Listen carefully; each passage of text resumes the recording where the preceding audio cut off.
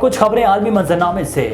Ukraine ने मुल्क के जनूब मशरक में 3 देहातों को रूसी फौज के कब्जे से आज़ाद कराने का दावा कर दिया।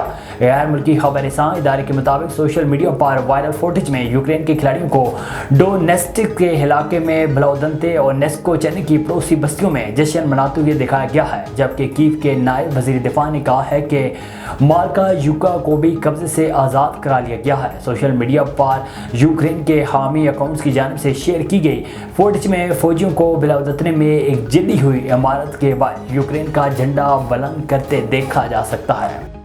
ऑस्ट्रेलिया की हिंटर वैली में बस हादसे में 10 अफराद हलाक और 20 से ज़ायद जख्मी हो गए। गैर मुल्की मीडिया के मुताबिक न्यू साउथ वेल्स में मुसाफिर शादी की तकरीब से वापस आ रहे थे कि तेज़ रफ्तारी के बाद एक मोड़ पर हादसा पेश आया।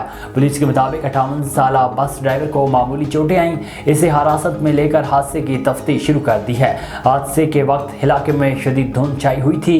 दूसरी जानिब ऑस्ट्रेलियाई वज़ीर आज़म ने शादी के मौके पर बस को हादसा पेश आने पर मरने वालों के लवाकिन से दुख का इज़हार किया है।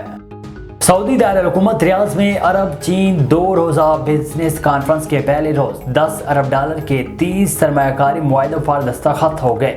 सऊदी मीडिया के मुताबिक टेक्नोलॉजी, तवानाई, ज़राअत, मादनियात, रियल एस्टेट, सयाहत, सप्लाई चेन और सेल समेत मुतअद्दिद शोबों में मुआहदे तय पाए। बिजनेस कॉन्फ्रेंस के मौके पर सऊदी वज़ीर ख़ारजा शहज़ादा फैसल बिन फरहान का कहना था कि चीन $430 अरब के साथ अरब मुल्कों का सबसे बड़ा तिजारती शराकतदार है।